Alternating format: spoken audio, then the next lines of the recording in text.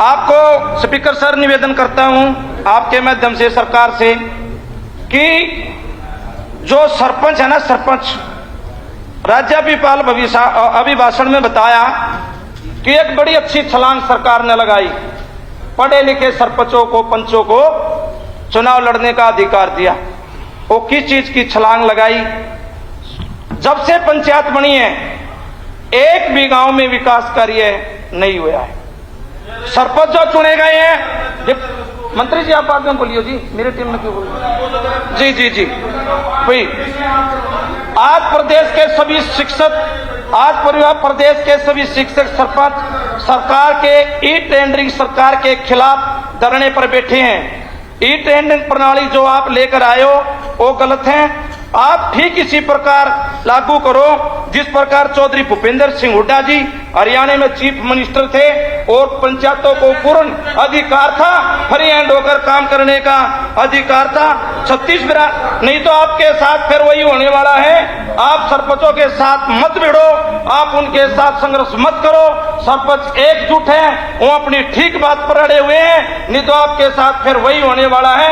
आप इसी प्रकार 3 कृषि काले कानून भी लेकर आए थे, किसान ने डटकर मुकाबला किया था और सरकार आ रही थी, किसान जीता था और लास्ट में देश के प्रधानमंत्री को और आपके नेताओं को 36 बिरादरी के किसानों के सामने हाथ जोड़कर माफी मांगनी पड़ी थी। उसका परिणाम यही होगा, आखिर में आप भी इसी रास्ते पर आओगे। इसलिए आप उनकी परीक्षा मत लो और उनको जो सरपंच है उनके लिए ई टेंडरिंग जो आप लेकर आए उसको खत्म करो। बड़ा सम्मानित पद है, मैं भी सरपंच चुनकर नहीं, आप भी सही बात है। मंत्री जी आप मंत्री सर रोको, मंत्री जी को रोको, मेरे टेम में नहीं बोले, मेरा टेम रोको सर, बोल लेने दे उनको, बोल लेने दे। बैठ जाओ मंत्री जी, बोल रहे हैं मंत्री जी बोल लेने दो। मेरा टेम नहीं सर, मेरा टेम सर। अब मैं इस प्रणाली को खत्म करवाने की मांग करता हूं। दूसरी बात, मैं स्पीकर सर मेरा टेम लगेगा, मुझे दे देना। स्पीकर सर मैं बता रहा हूं आपको, एक भाई ने यहां रखा कि हम कांग्रेसी जो है लोगों को उल्लू बना रहे हैं। सच्चाई ये है जो उल्लू बना रहे हैं वो अपनी कमियों को छिपा रहे हैं। वो कमी क्या? जब चुनाव से पहले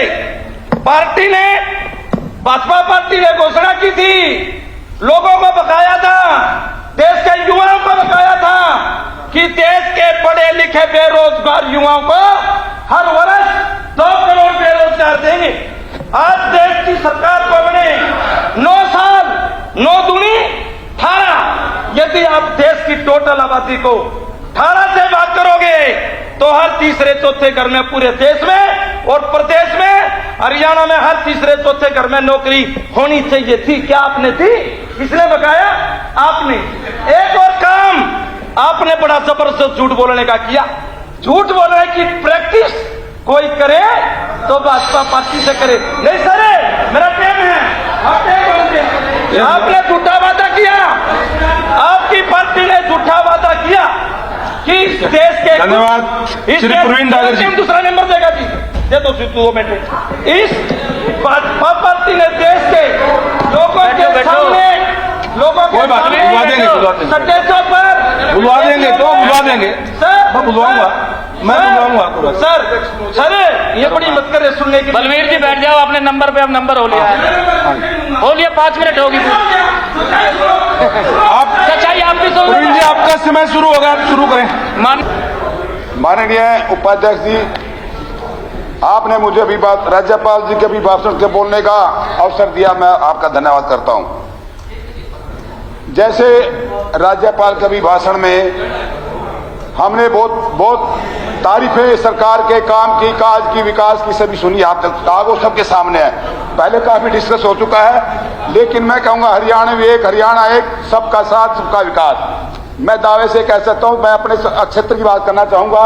सम्हाल का विधानसभा क्षेत्र में चौधरी भूपेंद्र हुड्डा जी के कार्यकाल में कांग्रेस सरकार थी, 10 साल में जो काम हुए, आज के इस 8 साल के कार्यकाल में कोई भी, मैं सरकार को आपके माध्यम से कहना चाहूंगा, प्रत्येक डिपार्टमेंट के मंत्री बैठे हैं, एक भी कोई कॉलेज, अस्पताल, सीएससी, स्टेडियम, पावर हाउस को पुलिया भी बनी हो, ये विकास की बात करते हैं। एक बात।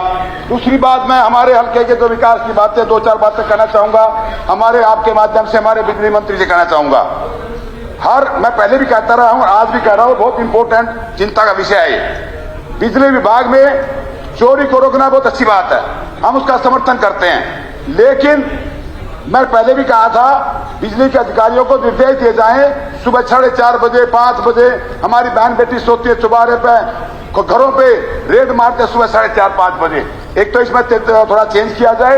दूसरा, अगर कोई एलएनएम भर देता है एक लाइनमैन, उसकी कोई अपील का प्रावधान ही नहीं है। वो कहते हैं तो चीफ मिनिस्टर के पास रह जाओ, जो जुर्माना लगा दिया।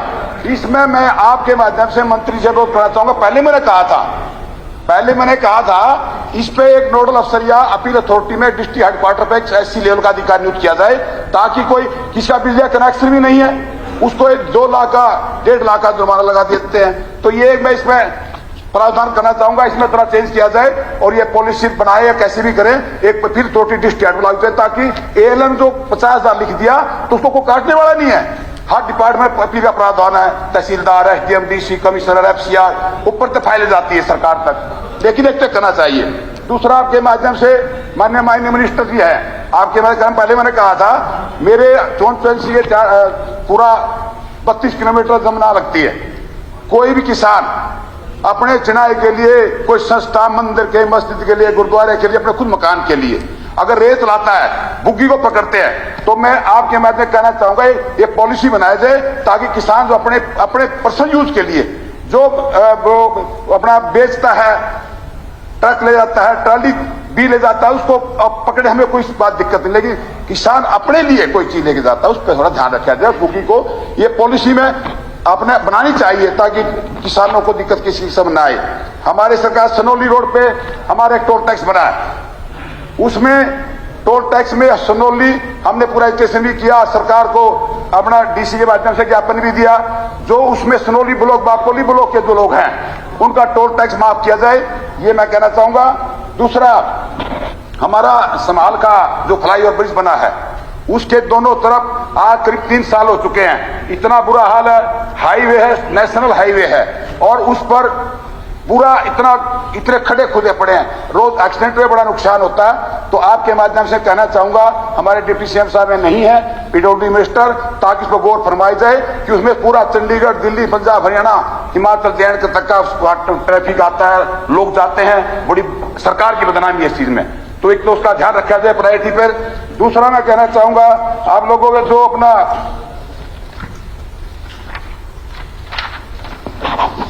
हमारा 2018 में इसी सरकार में पूरे एक हमारा समालखा में सीएम साहब आए थे, उसमें सीएम अनाउंसमेंट थी, हमारी जो कॉलोनीज हैं म्युनिसिपल लिमिट का एक्सटेंड करने का प्रावधान 5 साल हो चुके हैं, उसमें तुरंत सर्वे भी नहीं हुआ। अब तक सर्वे कहते हम जाते, सर्वे हो गया, एक्सटेंड हो जाएगी। तो जब तक हमारे जो गांव के एरिया है, वो शहर का एरिया है, वोट तो कमेटी में है, एरिया गांव का है, ना गांव के ना शहर के, डेवलपमेंट बिल्कुल भी नहीं हो रहा है। तो इसलिए एक्सटेंड लिमिट का जो सीएम साहब की घोषणा है, उसको तुरंत लागू किया जाए, उसको इंप्लीमेंट किया जाए। और हमारी करीब 16-17 कॉलोनी जो पूरे दायरा, पूरे पॉलिसी के अनुसार पूरी हर चीज से सारे जो नॉर्म्स हैं पूरे करती है, उनको पक्का कराने प्रावधान करे। हमारा यूपी से हरियाणा में, हमारा यूपी सनौली से वाया बापोली समाल का स्टेट हाईवे है, वहां एक नेशनल हाईवे बना है जो उस वाला पानीपत से मुजफ्फरनगर आगे तक जाता है। उस पर एक पूरा स्टेट हाईवे पर एक पुल नहीं है, ट्रैफिक है, चौक है, उस पर कम से कम भी आज कम से कम 6 महीने से चालू हुए हैं, 8 एक्सीडेंट हो चुके हैं। धन्यवाद। एक विधानसभा क्षेत्र में चुरकाना गांव बहुत बड़ा गांव है, इसमें 50,000 की